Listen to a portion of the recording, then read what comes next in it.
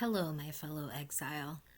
The world is currently treating you like a piece of chewed up bubble gum on the bottom of a billionaire's foot.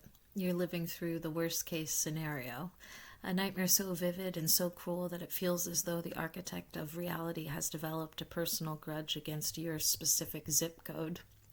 You are slandered, you are scorned, your own family, the people who ought to be your harbor, have become the very rocks that wrecked your ship. They whisper about your failures and mock your grief as if it were a choice you made to annoy them. Do not be surprised. The herd always gnashes its teeth at the one who will not follow.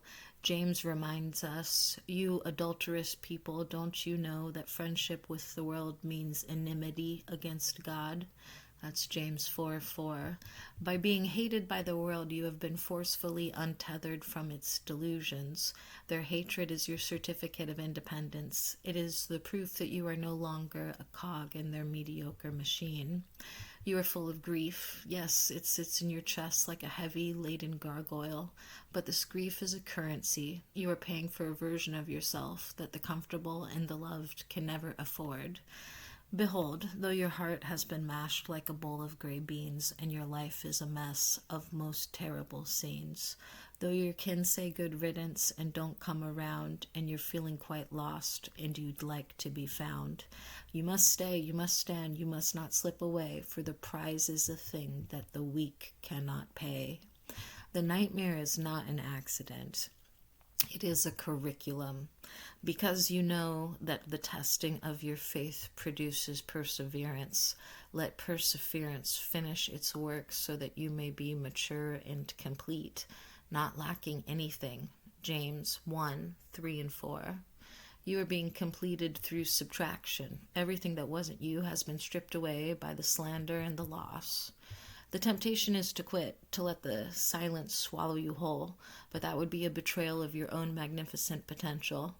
To endure is the ultimate act of rebellion against a world that wants to see you erased. You must outlast the nightmare. You must stay alive simply because you are the only one who can carry your specific light through the specific dark.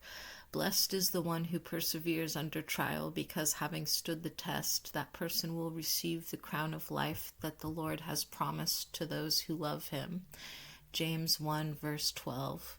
The reward is not a gold trinket or a pat on the head from a committee.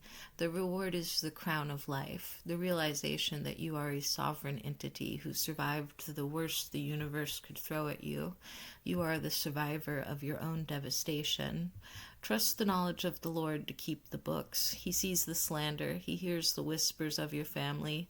He knows the weight of the grief you carry in the middle of the night. Humble yourselves before the Lord, and he will lift you up. James 4:10. Do not try to lift yourself up by pleading for the world's mercy. That is the way of the beggar. Wait for the hand of the Almighty. He is the only one with the clearance to rewrite your ending. So sit in your ruins. Breathe in the cold air of your isolation. You are alone. You are devastated. And you are being watched by the only eye that matters. You are on the right track precisely because the track is so steep and so lonely. Stay, endure, the morning is coming, not because you wished for it, but because the designer of the stars has decreed it so. Amen. Love ya.